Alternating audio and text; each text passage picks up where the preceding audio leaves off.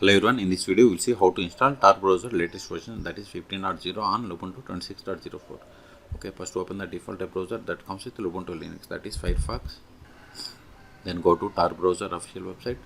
It is torproject.wars. Then click on download Tor Browser or click on this download Tor Browser. Then click on download for Linux. See, download started and its size is about 131 megabytes and it is zip file. Once download completes, then we will unzip this one and we will install Tor Browser. See, download completed. Now open terminal.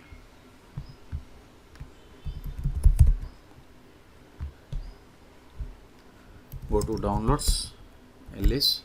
Now enter this zip file tar-xf, then mysql.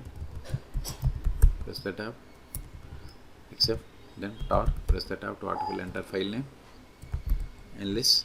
Now go to this Tor Browser folder, ls.